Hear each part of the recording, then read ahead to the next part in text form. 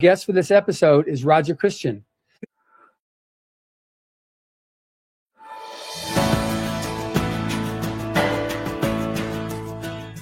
Hello, and welcome to the Writers and Illustrators of the Future podcast. This is John Goodwin, your host. This podcast is dedicated to the aspiring writer and artist and will provide inspiration and tips from top professionals in the field. If you've been listening to this podcast or are new to it, I thank you very much. I would also appreciate if you took a moment and followed it on whatever platform you use to listen to your podcasts. Our guest for this episode is Roger Christian. I first became familiar with his name, having seen it on the credits as art director for the first Star Wars movie, for which he won an Oscar, which, by the way, I saw in theaters at least 6 times, sitting in different sections of the theater each time for a different perspective. That opening scene from the front row center was awesome. He was later nominated for an Oscar for his work on Alien. He directed Second Unit on Return of the Jedi, The Phantom Menace, Descender, and Nostradamus. But for this interview, we are going to discuss the movie he directed in 2000, Battlefield Earth. I met Roger when the movie released, and we toured to several conventions together, including the San Diego Comic-Con and the Atlanta Dragon Con. Welcome, Roger. Thank you very much. Good to be here. This has been something I've been trying to do for a while, and so I'm glad we finally were able to make our vectors align to be able to do this interview. Yeah, I'm sorry. I was editing this documentary on the first Star Wars, and we've been filming and documenting and editing furiously for the last few weeks. So now I've got a break today. So that's good. Amazingly exciting. So I'm looking forward to seeing that when it comes out. Will that be coming out soon? We're now locked the cut. We're now doing the post, and then it's going to be probably released as Blu-rays because the fans want copies that they keep in their, they don't want downloads. They don't want anything else. And nor on streaming devices. So we're going to do first off, and it's 2.5 hours. There's a lot of material and a lot of really great guests on it and a lot of information that's never, ever been exposed. None of the making of Star Wars have ever done anything or mentioned John Barry, the designer, or myself, and creating this entire world of Star Wars with George. So David West Reynolds, who was head of literature at Lucasfilm, pushed me to write my book, Cinema Alpinist, and he pushed me to do the documentary. He said, you owe it to the fans. You have to go and explain what you did behind the scenes. So we've done that. And also some of the philosophy behind Star Wars, why it's connected to the world, the spiritual aspects, all of those things. So there's a lot in there. Boy, it'd be so easy for me to divert off this podcast and ask kinds of questions. I'll just have to wait for the documentary to come out. Right. So how'd you actually end up coming to direct Battlefield Earth, the movie? Through Star Wars, basically, really, as a prime kind of connection, because John had seen, obviously, and when he was asking about directors, the trailer for Phantom Menace broke, the first one, and just by chance, because Second Unit, we often get really great things to do that they don't have time on the first unit. So a lot of the shots in the trailer were mine.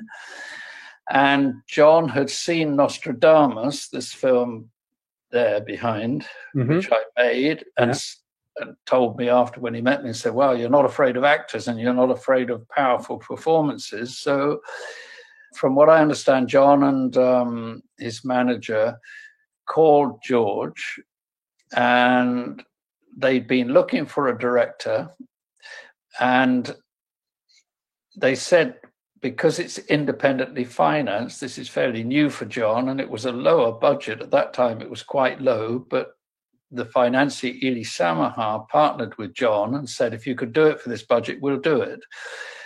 And George apparently said, well, there's only one person who could do it for that budget, and that's me, because I've been involved with him, and Star Wars is always independent movies. And then John told me on one of the tours when we were there, privately at night, he said, you know how your name came up? And I said, no, I have no idea. And he said, well, you know Quentin Tarantino? And I said, no, I've sadly never met him. I admire his work, no end. And he was a champion of the sender. I mean, hugely championing it. And he said, no, I went through many directors and kept telling Quentin the names. And when yours came up, he went, you got it. so that's how it came about. And I was invited with Larry Shapiro, my manager there, when I was in LA. I was invited to a private dinner with John and Ely. I think Ely was there, and it was Jonathan Crane. Mm-hmm. And myself and Larry, my manager. So he said he wanted to go to dinner with John. I mean, John was the biggest film star at that time on the planet. And I said, of course, it's going to be, just an honor to meet him anyway. Mm-hmm. So I walk into the meeting, and John envelops me in a huge hug like this and said, I just want to thank you for Nostradamus. And then he just said, look, we're going to have dinner, but I really admire your work, and I the usual things that we went through. And I kind of explained how we done Nostradamus for $4 million in Romania, and he was confounded how I did it for that much money. It's a big movie. Mm-hmm. So, all of those things together. And then at the end of the meal, he said, well, you've got to do this film. I've told William Morris, I'm not doing another film until I do it. I'm able to do it now. So that's how it came about. Wow. Okay.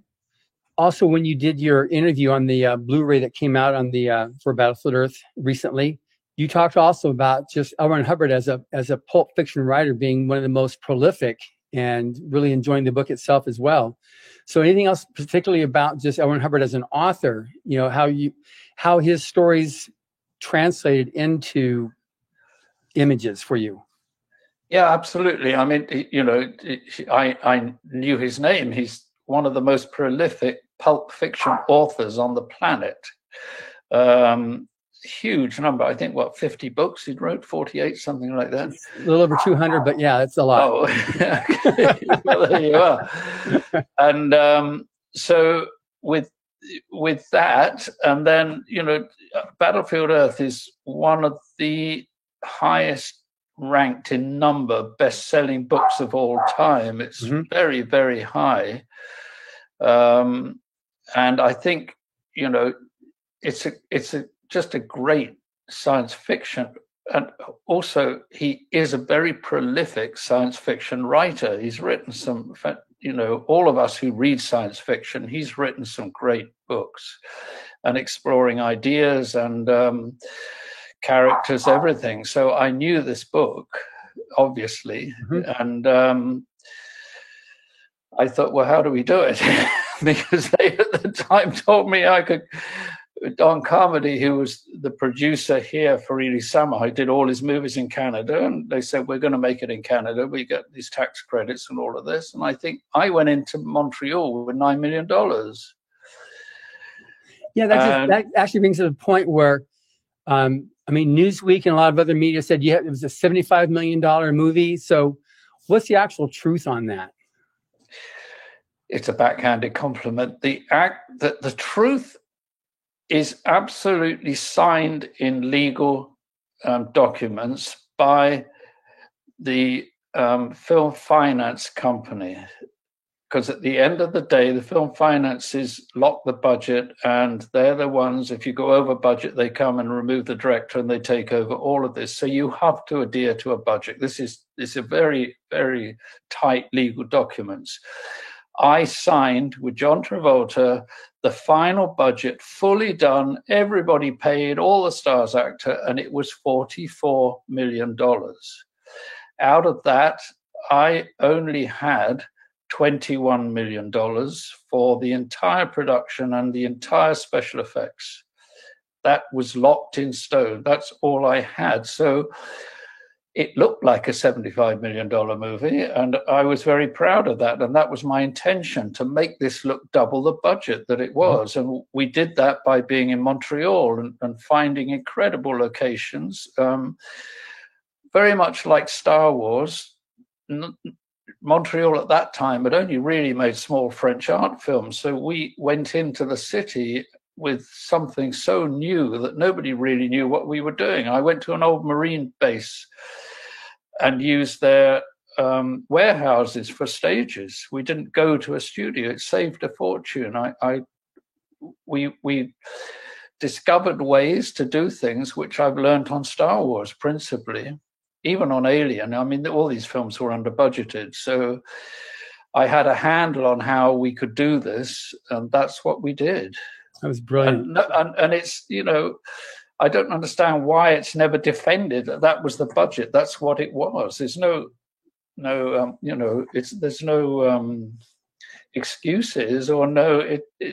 I was accused of that in the Blu-ray. They said the first release of the Blu-ray or the DVDs, when it was reviewed, they said this director is still delusional. He thinks he made a film for $44 million. We all know it was $75 million. Well, what can I do? It's very strange in this industry that I'm being backhanded praised for what I did. Okay, well, that's and I think your special effects that you had for it was only like 9 million of that 21. Exactly 9, and we had a fledgling company called Hybrid who'd started in Montreal. I went to them because the big company we were supposed to go with, their show reel, all of the best work on it was one creator technician who moved to Hybrid, and we followed him. And we gave Hybrid 85 shots, and it launched them. And then right afterwards, Steven Spielberg, who loved our ships, asked where they were done, and they told him Hybrid. John told him, and he'd never ever gone anywhere but ILM. But they reclothed our ships. So if you look at Minority Report, they're my ships that we designed and did with Hybrid. They're the same, and this is how things work. I love this, Mm-hmm. So we did that, and we chose different houses all over the place.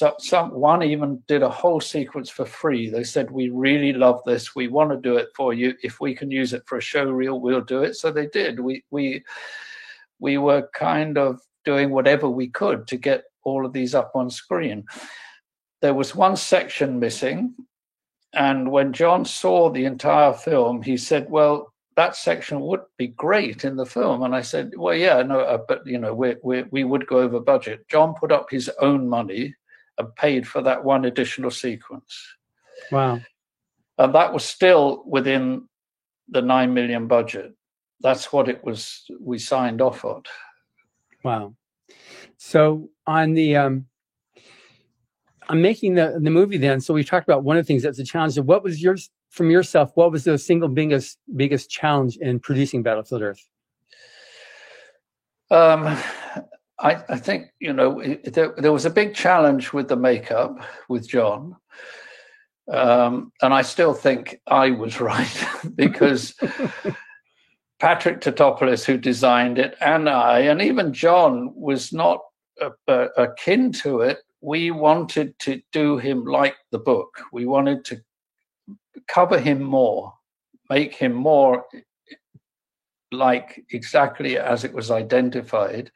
The argument was always against, we've got John Travolta, he's the biggest star on the earth. You've got to see who he is all the time. So I would have preferred if we could have gone further. You would have known it was John. The voice was there, and we would have had the eyes and bits of the face. I think that was a challenge. And the second challenge was they were huge, and the cyclos. So Patrick came up with the idea of the boots, which were logical because they came from another planet where the gravity is not the same. So they had to kind of hold themselves down. And that solved a problem of making them intimidatingly huge. After that, like Lord of the Rings and everything, they can afford to go and kind of composite the characters with CGI and do it. But I had to do everything virtually for real. So that was another challenge. And just trying to get this done in the time we had. And films like this, like when you look at Star Wars, it has about 2 years in post. I did Battlefield in 5 months. Wow. From start to finish, when we landed back in LA in Warner Brothers, and I I tell this story now that I had a Jeep, and in the back I had a box of bananas and a box of corn chips. And I was eating that, driving between effects houses and the cutting rooms for that, like 3 months of that time. I had nothing. There were 7 days a week. This was it. And, I thought, can we do this? Well, there is no excuses. And, you get your head down and do it. You don't say, or don't start complaining, you do it. So right. We actually finished that film in 5 months, which was entirely, and to the sound mix in Warner Brothers, everything. It's amazing. Yeah, it was exhausting. Yeah, I can imagine. So now on the, I handle all the social media for Battlefield Earth. And so there's questions that come up, and I know how I address them, but now I'm looking forward to having this interview so I can just put the link to this. And every time somebody asks a question, because I'm going to address all these misconceptions. So one of the things that comes up, and I think it's a major misconception in the movie, is the use of Dutch angles. And it's interesting because so many major movies use Dutch angles as a key part of the photography. Quentin Tarantino uses it all the time with his movies. Inglourious Basterds, absolutely. Inception, Dutch angles there. Harry Potter did it. Even the current Mandalorian, Dutch angles constantly, as well as the what's that thing called when you finish the scene, go to the next one where it rolls out, it spins out. Oh yeah, the wipes. Yeah. So how's that working? So, I mean, it's used so much right now, but yet, it's been a point of concern. But it's like, why was that such an important part of the movie? Because the DP and I, Giles Nutkins and I, we really looked at this whole idea, and it came because Battlefield Earth novel is pulp science fiction. And it's one of the greatest, and there should be a lot more of this, but like steampunk, things like that. But this is very much the tone of the movie, and I love that. It's really good. And coming from a long past of graphic novels, and you look at them all, you look at the Batman novels early, all of these, they are all angled, everything. There's never a straight frame in them. And we wanted to create that experience and to say to everybody in the audience, we're making a kind of pulp fiction, science fiction movie. That's how you judge this. This is what the book is, and this is what's written. And there's nothing wrong in that.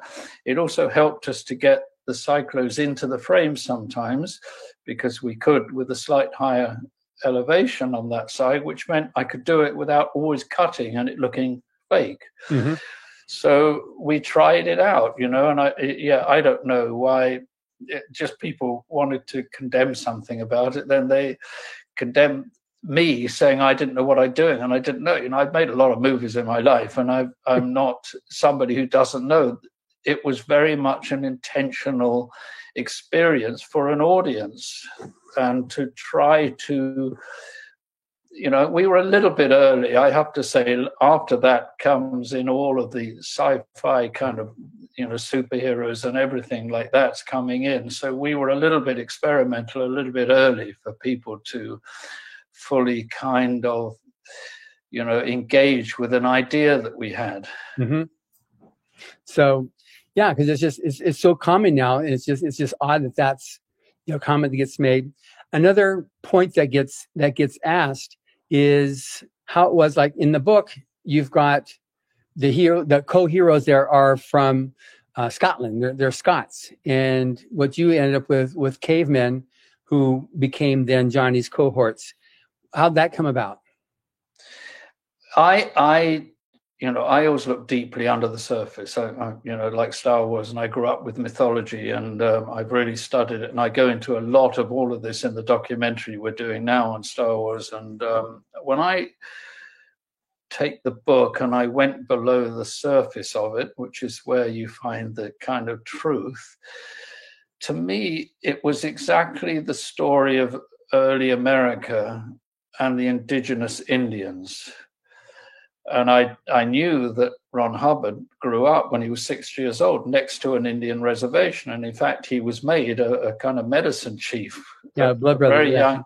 A very young age. So I realized that what his deeply underneath it was this kind of metaphor for, when you think the indigenous Indians in America had lived in this country for as long as they could remember and go back in history, and they roamed the plains and everything was great. Within 60 years, everything was collapsed. The people came in, the immigrants and everything, and started farming and taking the lands and doing this. And, this is progress suddenly happened. And I realized that this was the way to kind of show this, was to have Johnny really, as he's written, he's a kind of early, organically motivated, wild kind of character. That's the good. This is the good. The other side is the evil. It's like in Star Wars, look at Luke Skywalker is a farm boy living on a farm on a remote planet, and there's this massive technical machinery that's coming in, destroying them, and the fight is on. This was why I did it like that. Okay. Well, that's great, because I'm so glad we're being able to do this interview now. Another question too that came up is, and it might be just strictly because of budget, you got the Harrier jets that you use, but in the book it's the Cyclo, planes and stuff like that. That's just a budget thing, or yes, that was really a budget thing. And we thought, well, how can we do this? Because they existed, and if it seemed to me to be in the learning curve, and you also have to include some things that the audience can relate to. It's like in Star Wars, there are things like the guns I used. They're only a slight modification of a World War II pistol. They're not like sci-fi guns, so they kind of somehow deep into our subconscious, they connect. So we thought, well, if we use these jets, then that would be a logical way they could fight back, and they could learn it because that would be something that is in the consciousness of these people, because they were intelligent kind of communities that had just gone back to the ways of old, of dealing with the land and things. So there was a logic behind that too. I'm sure there's logic behind everything. I just want other people to know the logic, so that it's, yes. So we put it there so people can actually have it. Somebody's actually willing to listen and not just, yeah. I mean, some people just will like to forward things that are just untrue, just because they like to do it without ever even experiencing what the thing is they're writing about. Yes, I agree. Yeah. So then on the pen is mightier than the sword. That's what it is. It is indeed. With. Now, one thing too that's come up is the nose piece that they use for their, to get their breathe gas. But then I look at that and I saw the upcoming trailers for Dune, and I go like, what? I mean, it's not exactly the same, but it's pretty darn close. Yeah, it is. And it was a logical way for everybody. You can go fully. You think, oh, well, they'd all have masks and they'd be all closed and everything like that. But that wasn't the world. This is a fantasy world that kind of created, but his science fiction is very much like mine, where it's embedded into a reality, it's embedded into a kind of logical way, which is why I connected with George on the first Star Wars, because no science fiction film before this had ever done that. They were all fantasy and didn't connect to an audience. Star Wars did, because we created something very real that people could identify with and not question in the cinema. You weren't all going, oh, look at those guns, they're really beepy. Nobody questioned. And this was a part of Battlefield that I think was very important to do. And we discussed how do they breathe and everything. And then we came up with this idea, and it left the emotions of the actors to be able to be expressed correctly. And it was a kind of logical idea that probably in the future, you can't judge everything by today. Science fiction is open book, and as long as one connects to something that might be possible. I look at the spacesuits now they're doing with Elon Musk and Richard Branson. They're all big glass and you can see, and it's like June is using it. And that Alien started that because you don't want to be all enclosed and you can't see anyone. You need to be able to experience the characters and what they're doing. And I think, this is, the motivational things that are coming through the centuries and through now with movies, they're passing on in short periods of time. But it's great, we all feed off each other. Mm-hmm. So, and Battlefield stands as a landmark that, I was feeding off, and now it's feeding other things, and it's feeding Dune, it's feeding all sorts of things. Star Wars is feeding Mandalorian. And Star Wars was fed from Kurosawa and Sergio Leone, and and Mandalorian now has gone back to those. So these things are to be looked at and embraced, and discovered, not to be criticized all the time. This is how work continues and grows organically. Yeah. Now, one thing that I read on the various interviews done with the actors and the actors past and the production people there, it was just a real fun movie to do. People were so excited about it. They were like, a lot of innovation went into this movie. So talk about that a bit too, because I think that's really important. People really get just how much creativity is represented in that movie. Yeah, everybody was really on board, and we didn't have the money to do the special effects. So what did I do? I said, well, you know what they did with ILM in the first days? They set it up. So we took a stage in the old Navy base and built models of everything. I took an English Bill Pearson, who I traveled the world with doing models. He's brilliant. Passed on now, but Bill came and taught all the Montrealers how it's done. They're now world-class people. Mm-hmm. And we set up ILM with plastic sheets. We built all the cities. We crashed the stuff down. I brought in an explosive expert for the one explosions from LA, and they all learned from him. And, Patrick Totopoulos, the designer, was really inspirational. And, often they say, because I was a designer and I did all this stuff, but I let them go. And I said, Patrick, I don't want to do what Star Wars did. I don't want to do Alien. Bring me the vision of this that is in the book, which he did. He designed these ships, which I would never have designed if I had, but they're great. These ships are really good. And I said, Spielberg loved them, so can't be too bad. And I think, everybody on board, especially in Montreal, because they'd never done something like this before. And we had an impossible schedule. I brought in a very experienced first assistant director from Toronto who scheduled it. And he said, Roger, we've got an 8-week schedule. He said, I can schedule 6 weeks. We can keep to that. After that, we're out of control. But we did it. We got there on budget and on time. We became a second unit afterwards. And there was a huge sense of camaraderie, of learning, and all of the actors who came on, everybody. Kim Coates loved it. It's something that was special.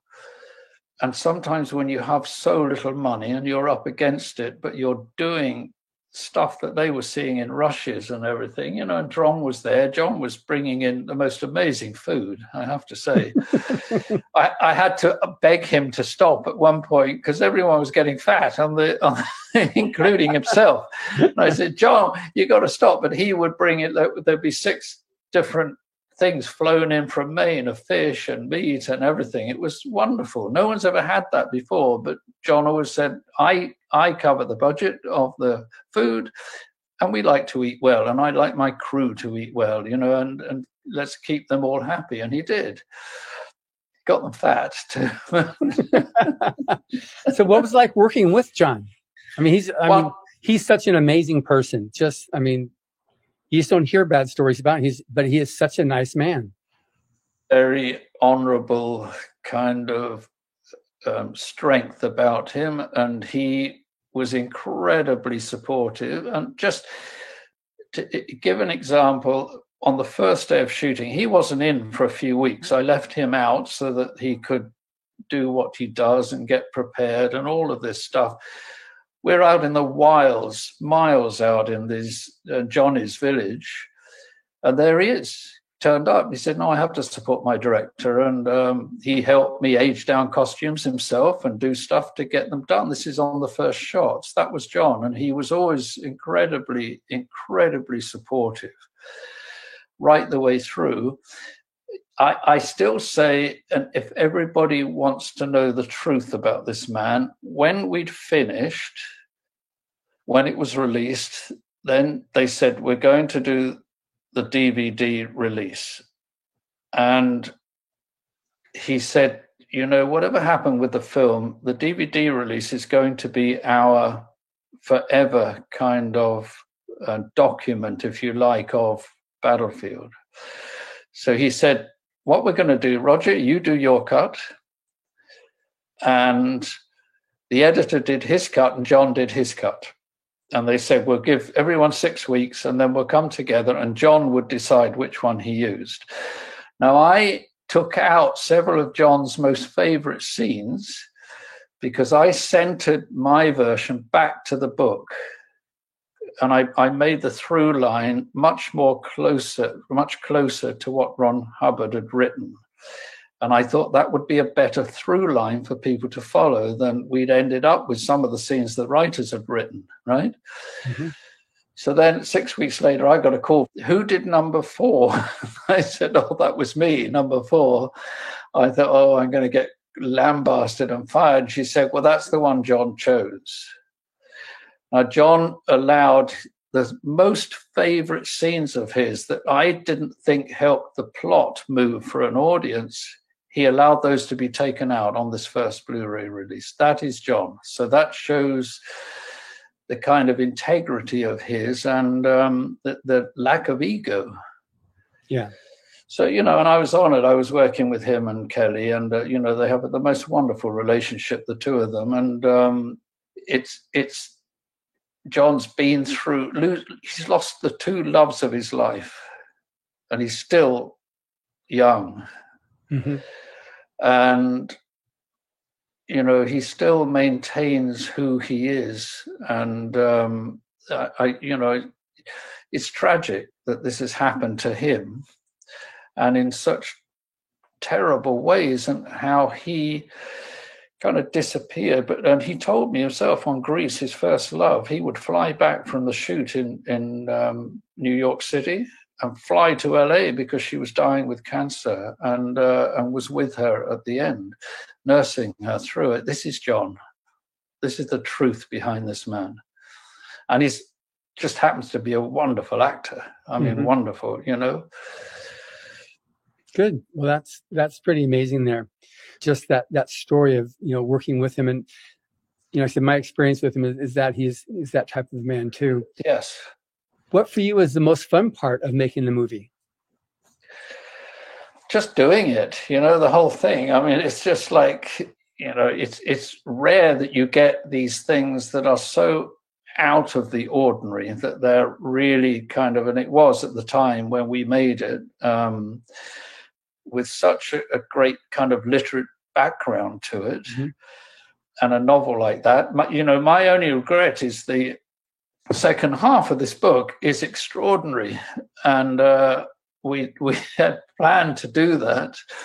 You know, maybe in hindsight it would never have happened, but we should have made the second part first, because it's so full of action and packed. You know, it's wonderful. So yeah, but just doing it was fun for me. The whole thing, it was exhausting. I mean, I had no time ever, but you know, when you're working with the top racehorses, which John is, and Kelly and Forrest Whitaker, you know, this is it's for any director, it's just standing watching daily, you know, these people doing their job and they're at their prime kind of power. It's just thrilling. Yeah, they're I don't know Forrest, but definitely I knew Kelly, and I do know John, so I can appreciate that. Yeah, so, if you wanted to use the word jazz, what jazz represents, and put it into a human being, it's Forrest Whitaker. Wow.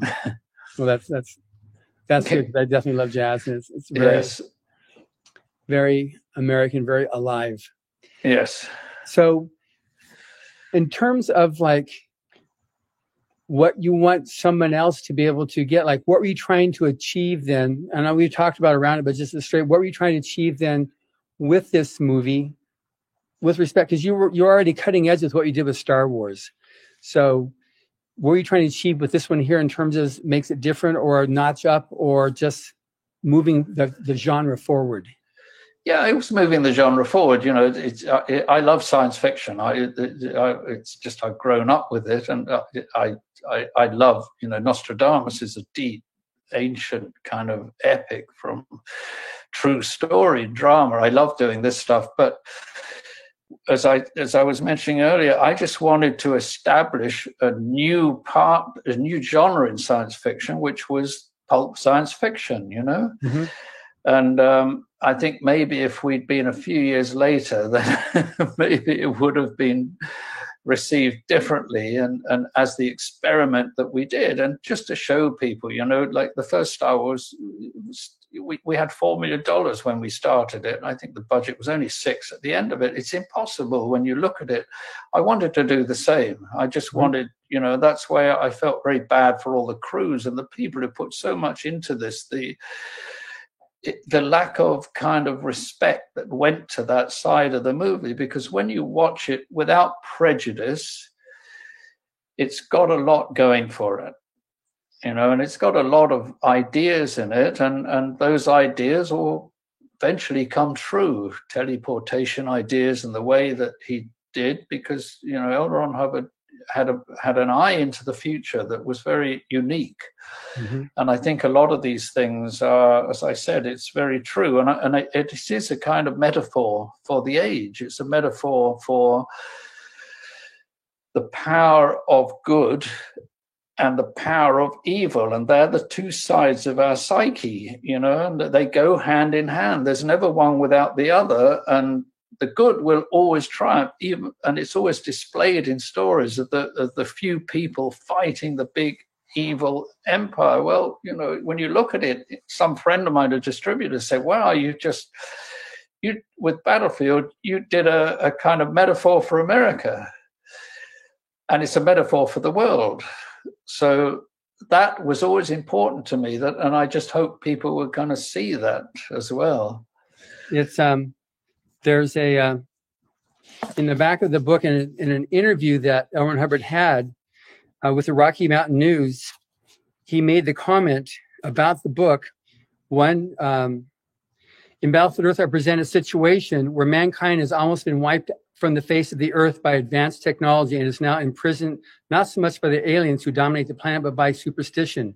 Man has dwindled to the point where the few surviving tribes, hiding like frightened animals, have actually forgotten about the aliens and have taken to superstition instead. Thus, they were first trapped by their own ideas. When the hero Johnny Goodboy Tyler decides to leave the mountain sanctuary of his dying tribe, he is first of all breaking free of superstition. Again, look at the story of E.T. It is also a story of superstition and fear and how it is overcome by children. So he's definitely pushing heavily on, you know, yes. It's the youth. And there was another point, too, where he said, the message is just this: whatever happens, you can win. And that's something, too, that really came very, very clear. You know, it's that you can win. The human spirit will ultimately overcome and beat out, you know, the evil, yes, these other beings. Yeah. Yeah. And this is what I was attracted to in the book and in the movie, and I tried to portray that in the right way, that this was a group of, you know, people with the good, people who have that, and they triumph over evil. And that's what every, you know, Hero with a Thousand Faces, Joseph Campbell's great book that we all now feed off, the whole world and filmmakers all feed off. It's personified directly into Battlefield Earth. It's it comes straight from his, you know, the guidance of Joseph Campbell gave on how the hero's journey works and how the philosophy works globally. So I just hope that was coming through, to people to see it. And I think the only redemption I found was when John Flynn, the reporter, wrote to Roger Ebert and said, would you please reevaluate this film, because it's actually got a lot of interesting things within it. And he wrote back an email to him and said, I have, and you're right, it actually has, it's a very interesting movie. And John lost that email. I said, this is one of the most important emails to me on the planet, but he cannot find it. I tried, I've bugged him for years. He doesn't know where it went. But, all of these things are in there. They're there and very important to all of us. We're all going through this COVID times. Who would have thought? We're all being decimated. People are dying. We're weak as human beings, but it fought back. This is, what happens. That's right. Did Quentin Tarantino make a comment to you on the movie? Well, John, as a thank you to me, when we were finished the tour, he said, I'm putting you on the plane back to Los Angeles. And by the way, Quentin's with you. So I met Quentin and we spent, Quentin went on and on about The Sender. He was acting scenes out for me. He loved this movie so much. And we talked about Battlefield, but he actually said, Battlefield is the kind of movie I really want to make. That came from him. So, he really got it. But he understood the pulp science fiction aspects, and he understands what's under the surface that we're trying to portray all of the time. And I'm just sad that the film was never given the opportunity and the chance for all of that to be seen for what it is. Well, I think the Blu-ray, it came out a few months ago, and it wouldn't have been released had it not been something that somebody's going to make some money with. Yeah, I guess so. And, this is the other thing that I've been accused of, that it's a disaster. It's not. And Ely Samahar, who financed the whole thing, I went to meet him a few years back, and he said, Roger, the only two movies I've made a lot of money with are Whole Nine Yards and Battlefield Earth. And that last check, with all the Blu-ray sales and global sales, it was over $150 million. Revenues had come in. And this should be lauded and appreciated, but it's just gone into this internet repeating negatives, which is who human beings kind of flock to. But, and that's something underneath the film that you need to go against that. You need to win against that. You need to go to the positive. All of us do. You have to find that way. And so by now, we outgross Gladiator on Blu-ray DVDs in the UK by far. The film has, Warner Brothers estimated they would sell 200,000 DVDs on the first release in the first 6 months. They sold 600,000 in 3 months. Wow. So it was never a financial failure. When you make a film for 44 and it's grossing 150, it's as profitable as Hollywood big movies. Good. So, I think that's something that I wanted this interview so we could just give, here's the facts and figures on this stuff here. And I wanted it from the director. So you can just say, here's the story. Let me just listen to me. And this is what I have to say. I have a story to tell you. Yeah. And it's the truth. I only deal in the truth. As a director, I have to, there's no lies in this. This is fact. Yeah. So this has been great. I so appreciate your taking the time to take this interview. Now, anything else I didn't ask you that you said, you didn't ask me this? No, I think we covered a lot. I think that's great. So I guess what we have to look forward to is this documentary coming out now in the next yes. Soon, I guess, in the near future. It should be within about, I don't know, 2 months. I think it'll be out onto Blu-ray. They're forming a website that people can buy it. They want to do a release on a blockchain and different ways of doing it. And my wife is doing the PR and social media, and our target is all the Star Wars fans around the world. And The Mandalorian has brought them back into the fold in a big way. So we just have to get our reach out to them so that they know this is there. And they're just stories about how it was made. And I have some very, very interesting, very top directors, 2 or 3 of them, just going through the whole documentary with me, explaining things and talking about things. And it's a true insight. Really, my book turned into a documentary from our experiences and how we did everything. So, and I've tried to be innovative with it. I didn't want to put clips of the movies in because everyone's seen it a million times. And we have animation sequences which kind of explain our thought processes and in it kind of what was inspiring us. And because of COVID, I couldn't travel. So we're in virtual sets. I have a virtual set here, 3D, and we have people in sets with me, and they're sitting talking with me from London, LA, and in America. So it was fun. Yeah. Oh, that's great. Good. Well, again, thank you very much for taking this. Not at all. It's good to see you again. Yeah. At least this way. This is the way the world works now. Exactly. I hope not all in boxes. Yeah. Much longer. I hope so too. Yeah.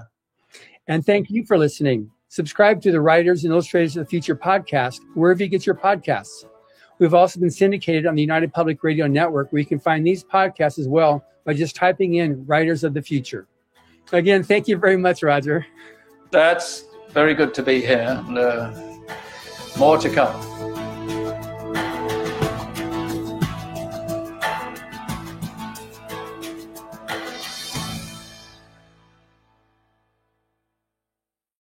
Out there and nominate your favorite podcasts. The People's Choice Podcast Awards voting is up on the 31st of July, so go to podcastawards.com to nominate the following shows: Writers and Illustrators of the Future podcast in the categories of education and also storyteller drama. The Centralist in the category of politics and news. That's with show host Joe Montaldo. Science and Beyond in the category of science and medicine, also with show host Joe Montaldo.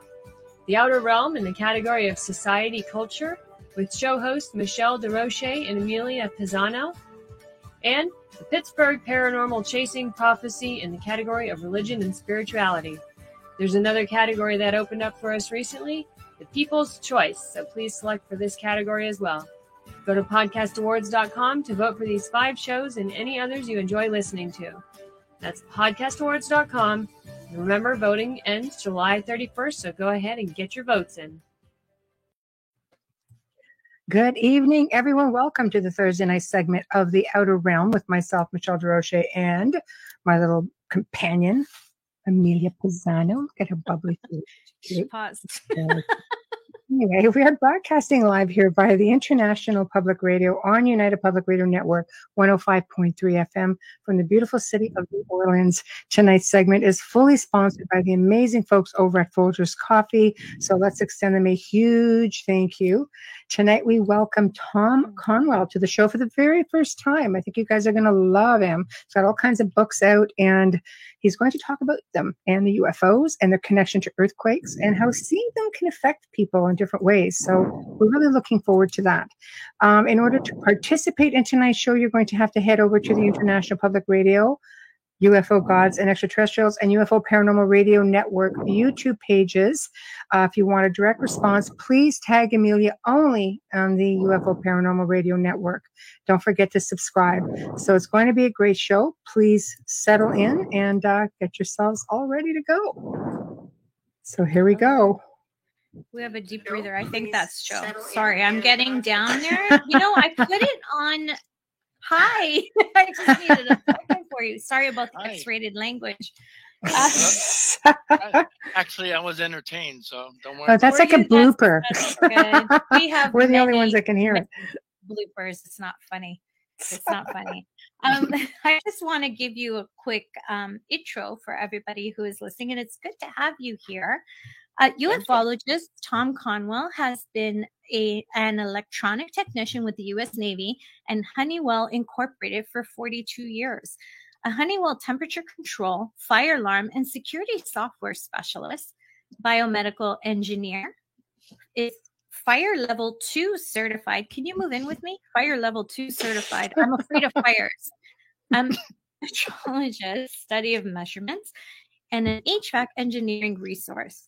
Tom has a wide-ranging expertise with keen awareness for physics, computer and internet software, and a broad knowledge of electronics and how it intersects with the paranormal world and the UFOs. This is exciting. I can't tell you. I have such a fear of aliens. It's not funny. So this is going to be really good for me. I do not. So I'll leave that right there. Yeah. Yes. So tonight is actually more so about UFOs and your book titles, They Are Here.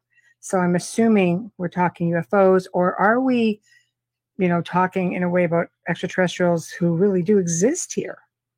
So I always start off with humble beginnings. So how did you come to decide this is going to be your thing? When I was a lot younger, I was always interested in the UFO field and in astronomy. And I looked into that for a lot of years, read a lot of books about astronomy. And but then, of course, life got in the way. I had kids and worked for Honeywell and the Navy. And so I really didn't have any opportunity to get outside of that realm until I retired. And I retired approximately 10 years ago. And my first thing that I did was I joined a paranormal team. And had an opportunity to lend some expertise in electronics to the people on the team. Galaxy Audio presents. I was on another team, a saga of the year 3000. I guess to make a long story short, I also Part 1, into Chapter 1. The study of UFOs. Man, said Turl, in order to is an cut my endangered bones, I guess you might species. say, in ufology, I wrote a series of blogs. In these blogs, I wrote about 35 of them, I guess.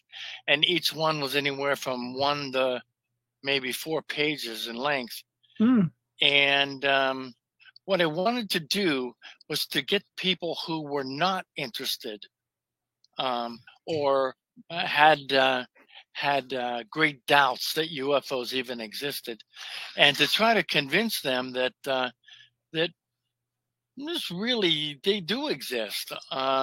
So I wrote about from the viewpoint of what if we wanted to go. All right, to everybody, their it's planet time to vote. versus them Get coming to out our there and planet. nominate your What kind favorite of podcast. problems The would we People's have to Choice solve Podcast Awards in voting is order up to on the pull that off? 31st of July. And So go to every little podcastawards.com to aspect, nominate the of following something that we shows. would have to solve, Writers and such Illustrators as, of the Future podcast in the categories of being able to education levitate, and also storyteller drama.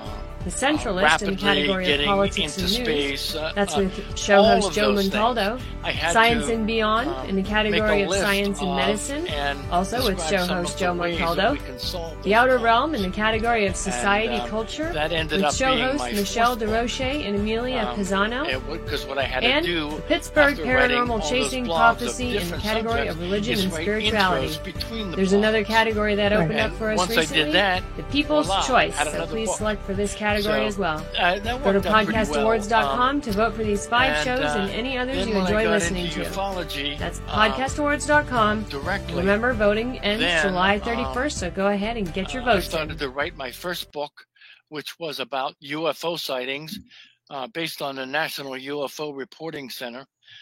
Directly behind me is a map, and that is my UFO sighting map. Wow. And there's a lot of pins in there.